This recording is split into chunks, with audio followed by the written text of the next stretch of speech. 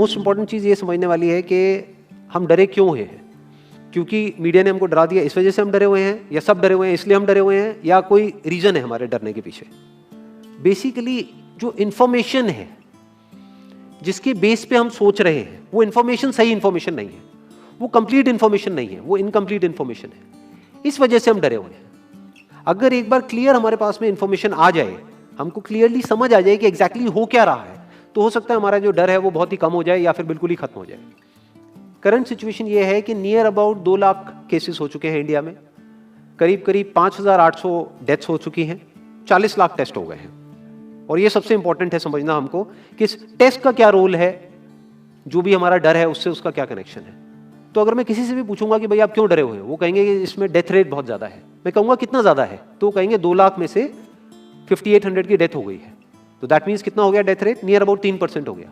3% का मतलब कि 100 लोगों को होता है, उसमें से 3 की डेथ हो जाती है। क्या ये सच है? पहले इसको समझने की कोशिश करते हैं कि 3% ये कितना है। टेस्ट कितने हुए अभी तक? 40 लाख हुए हैं। और अगर किसी को देखना है कि कितने टेस्ट हुए हैं, कितने हो रहे हैं डेली बेसिस पे, तो एक वेबसाइट है worldometers.info, वहां पर जाकर के आप देख सकते हो कि डेली बेसिस पे कितने टेस्ट बढ़ रहे हैं, किस किस कंट्री में कितने कितने हैं, वो सब आ जाएगा उसके अंदर। तो अब ये टेस्ट समझना जरूरी क्यों है? क्या इंडिया की पॉपुलेशन 40 लाख है? नहीं है। इंडिया की पॉपुलेशन क्या है? 130 करोड़। उसमें से टेस्ट कितने हुए हैं? 40 lakh, which is not even 1%। 1% भी देखे तो 1 करोड़ 30 लाख होता है। तो 40 लाख टेस्ट हुए, जिसमें से केसेस कितने डिटेक्ट हुए? Near about 2 lakh. ये बिल्कुल ऐसा है जैसे मान लो कि अगर मैं आपसे पूछता हूं कि दिल्ली में रोड्स के ऊपर कितने एक्सीडेंट होते हैं, तो आप क्या कहोगे? आप कहोगे भाई मुझे नहीं पता।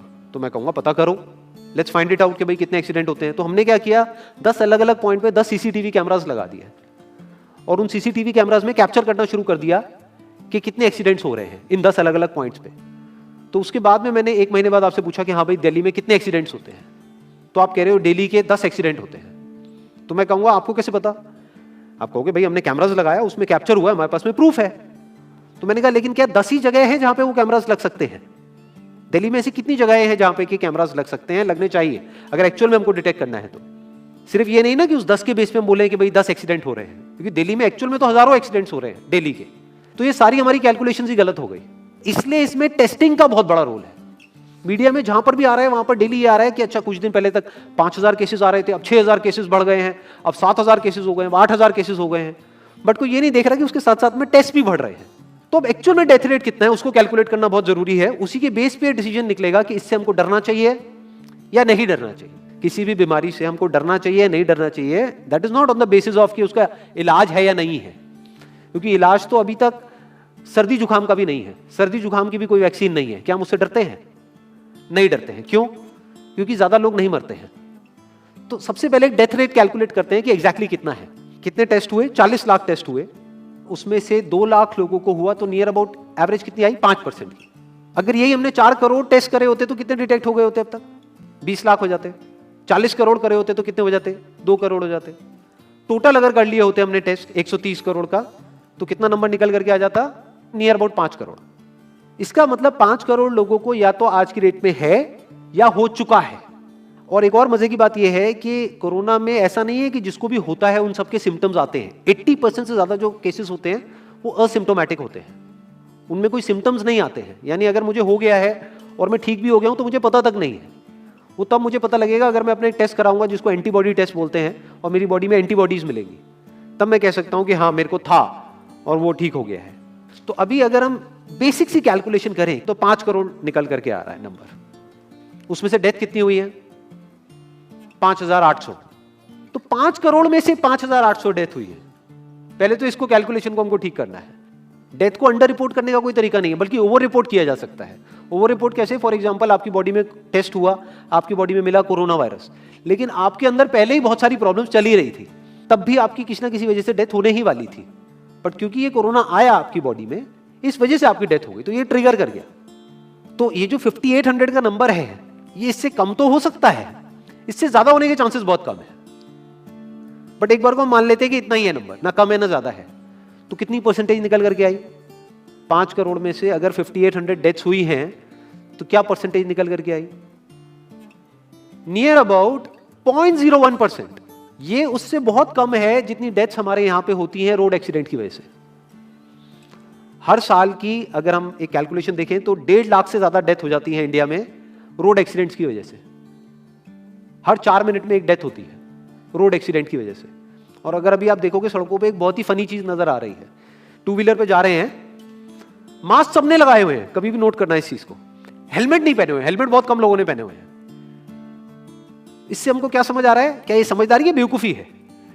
क्योंकि हेलमेट ना लगाने की वजह से उनके मरने के चांसेस उससे बहुत ज्यादा है, कई गुना ज्यादा है जितना कि कोरोना से मरने के उनके चांसेस है। तो ये डर है जो चारों तरफ फैल रहा है और मीडिया डर को और बढ़ाता चला जा रहा है। और क्योंकि सही इंफॉर्मेशन किसी के भी पास में नहीं है या सही कैलकुलेशन किसी के पास में नहीं है, ये जो अभी हम कर रहे हैं इसको मैथमेटिकल मॉडलिंग बोलते हैं। यानी एक डेटा को देख करके एक मॉडलिंग करी जाए और फिर समझा जाए कि एक्चुअल में जो सही डेटा है वो क्या है।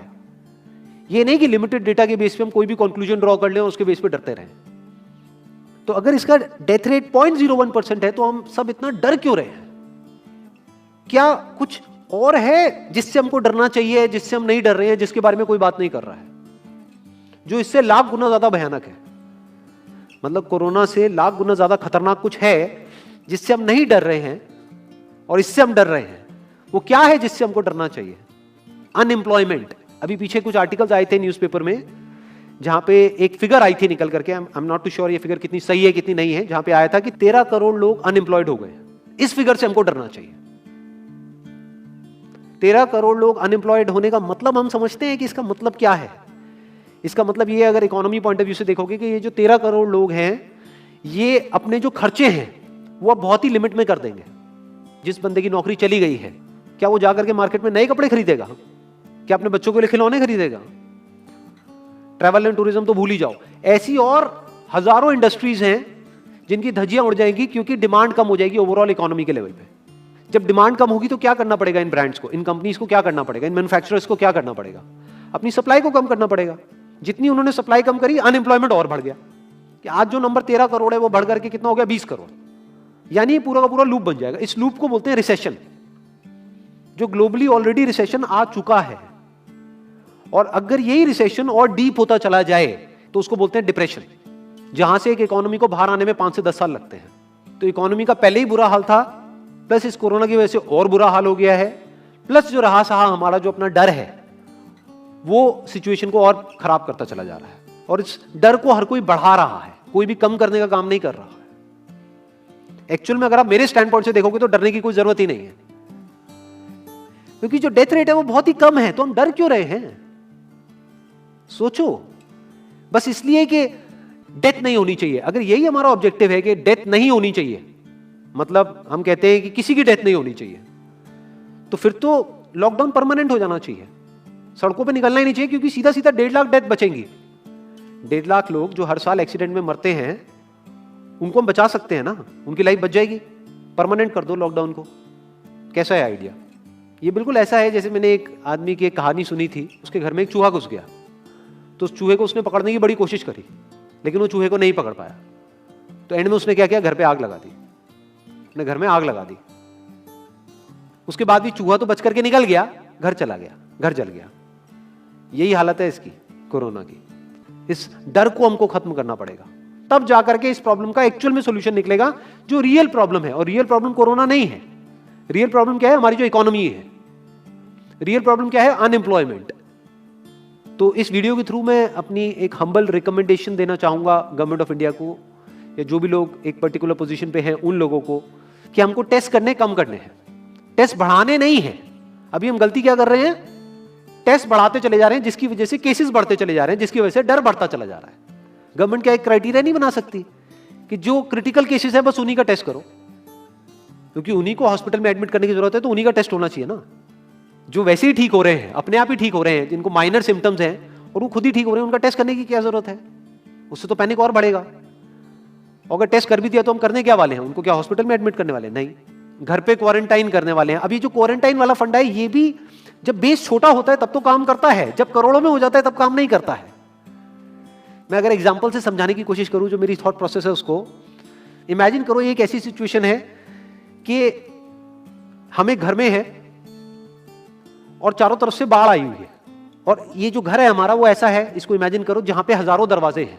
तो हम क्या करें, इसमें से एक दरवाजे को पकड़ लें और उसी को पक्का करते चले जाएं। ये है क्वारंटीन, और बाकी के हजारों खुले पड़े हैं। एक को हम पक्का करते चले जा रहे हैं क्योंकि यहां से पानी अंदर नहीं आना चाहिए। इंडिया की पॉपुलेशन क्या है? 130 करोड़। टेस्ट कितने हुए हैं अभी तक? 40 लाख। दिल्ली के कितने हो रहे हैं? 1 लाख। महीने के कितने हुए? 30 लाख। साल के कितने हुए? 3 करोड़ 60 लाख। तो यानी कि अगर हमको सबका टेस्ट करना है तो कितने साल लगेंगे? 36 साल। तो जब हमको दिख रहा है साफ साफ कि हम सबका टेस्ट कर ही नहीं सकते, तो हम टेस्ट क्यों बढ़ाते चले जा रहे हैं? या तो सबका टेस्ट करो और सब में से सबको देख करके सबको क्वारंटाइन कर दो। ये बिल्कुल ऐसा हुआ कि वो जो घर है जिसकी मैंने अभी बात करी, या तो उसको हर तरफ से सिक्योर करो कि अगर उसके 1000 दरवाजे हैं तो एक को बंद मत करो, सारे बंद कर दो। तब आप कह सकते हो कि यहां पानी अंदर नहीं आएगा, कि हमने 130 करोड़ लोगों का टेस्ट कर लिया है, उसमें से केसेस निकल गए हैं 6 करोड़ और 6 करोड़ को हमने क्वारंटीन कर दिया है। अब ये आगे नहीं फैलेगा, अब 6 करोड़ से 10 करोड़ पे नहीं जाएगा। बट हमने टेस्ट ही करे 40 लाख, जिसमें से केसेस आए 2 लाख। अगर इन 2 लाख को हमने क्वारंटीन कर भी दिया तो बाकी करोड़ों लोग तो बाहर घूम रहे हैं ना, तो उससे होगा क्या? तो अब हमको समझ जाना चाहिए कि इसको रोकने का कोई तरीका नहीं है। तो अब इसका प्रैक्टिकल सॉल्यूशन क्या है? गवर्नमेंट की तरफ से हमको सिर्फ ये इंफॉर्मेशन चाहिए कि भैया अभी कितने बेड्स ऑक्यूपाइड हैं आपके स्टेट में, और अभी कितने और आपने अरेंजमेंट कर रखा है और कितने और कर सकते हो। अब वो बेड चाहे किसी हॉस्पिटल में हो चाहे किसी होटल में हो। और प्लस ये इंफॉर्मेशन क्यों नहीं जा रही लोगों के पास में कि इतना डरने की जरूरत नहीं है जितना आप डर रहे हो। हाँ ठीक है, प्रिकॉशंस लो, सेफ्टी मेजर्स लो, सोशल डिस्टेंसिंग को मेंटेन करो, लेकिन इतना डरने की जरूरत नहीं है जितना आप लोग डर गए हो, क्योंकि डेथ रेट कम है।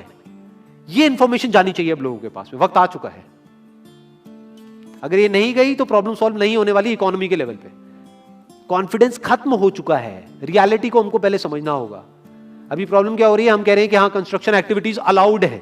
गवर्नमेंट को क्या लग रहा है? अलाउड बोल करके सारी प्रॉब्लम सॉल्व हो जाएगी। अलाउड तो हो गई, बट मेरे जो फ्रेंड्स हैं जो कंस्ट्रक्शन इंडस्ट्री में हैं वो बता रहे हैं कि लेबर ही नहीं है, लेबर सारी अपने गांव चली गई है। तो अब कौन कंस्ट्रक्शन करेगा वहां पे? अब ये लेबर चली तो गई है, इसको वापस कैसे बुलाओगे? मीडिया में अगर रोज ये दिखेगा कि केसेस बढ़ रहे हैं, केसेस बढ़ रहे हैं, केसेस बढ़ रहे हैं, वापस आएंगे वो लोग? 1 से लाख नहीं आएंगे। तो उनको मीडिया में क्या दिखना चाहिए, न्यूज में क्या दिखना चाहिए? कि अब ये प्रॉब्लम सॉल्व हो रही है। तो लोगों के अंदर का डर निकलना चाहिए। यानी जो भी मैंने अभी तक कहा, अगर मैं उसको सम अप करूं तो वो क्या है प्रैक्टिकली, अगर पॉइंटर्स में सॉल्यूशन देखा जाए। नंबर 1 मोस्ट इंपॉर्टेंट, टेस्ट धीरे धीरे हमको कम करने हैं, बढ़ाने नहीं है। दिन के 1 लाख टेस्ट हो रहे हैं, मैं ये नहीं कह रहा कि एकदम से 10,000 कर दो, 1 लाख के 90,000 कर दो, एटलीस्ट बढ़ाओ मत। समझ गए? 1 लाख के 1.5 लाख टेस्ट मत करो दिन के, 2 लाख मत करो, क्योंकि तब भी 36 साल लगेंगे पूरा करने में। अगर आपने स्पीड डबल भी कर दी तब भी 18 साल लगेंगे। 18 साल तक तो पता नहीं ये बीमारी कहां होगी, किसी को याद तक नहीं होगा। तो करना क्या है गवर्नमेंट को? अगर थोड़ा सा सेंसिबली चले कि टेस्ट को धीरे धीरे कम करते चले जाओ, यानी 1 लाख से 90,000 कर दो, फिर कुछ दिन बाद 80,000 कर दो, फिर 70,000 कर दो। इसकी वजह से क्या होगा? मीडिया में केसेस कम होते हुए दिखेंगे, अखबारों में केसेस कम होते हुए दिखेंगे। हर जगह पे जहां पे अभी आ रहा है कि अभी तक की सबसे बड़ी फिगर, आज तक के सबसे ज्यादा केसेस, वो सब धीरे धीरे कम हो जाएंगे। कम मीडिया में पैनिक फैलेगा, कम पैनिक फैलेगा लोगों में, धीरे धीरे लोग बाहर निकलना शुरू होंगे, जो अभी नीड ऑफ द आवर है। धीरे धीरे लोग बाहर निकलेंगे, धीरे धीरे डिमांड बढ़ेगी, धीरे धीरे लोगों में कॉन्फिडेंस आएगा, धीरे धीरे लोग जो गांव चले गए हैं वो वापस आएंगे। एक्चुअल में काम शुरू होगा, ऑन पेपर नहीं कि काम शुरू हो गया है, एक्चुअल में लोगों का काम शुरू होगा। लोगों का काम शुरू होगा, इकोनॉमी शुरू होगी। बिल्कुल ऐसा है जैसे 2 महीने के लिए आप किसी गाड़ी को बंद करके कहीं पे रख दोगे राज में, तो क्या होगा? बैटरी डाउन हो जाएगी। उस वक्त क्या करना पड़ेगा? उसको धक्का मारना पड़ेगा। तो अभी उस धक्के की जरूरत है, जंप स्टार्ट की जरूरत है। अब जो टाइम है वो डरने का नहीं है, इस डर को खत्म करने का है। क्योंकि कोरोना ने जितने लोगों को नहीं मारा, ये डर मारने वाला है असलियत में। तो अब इस डर को खत्म करने का टाइम आ गया है। अब हम सबको मिलकर के दिमाग ये लगाना है, ये नहीं कि डर को कैसे बढ़ाएं, बल्कि दिमाग ये लगाना है कि डर को कैसे कम करें या खत्म करें, और लोगों के कॉन्फिडेंस को कैसे वापस से लेकर के आए।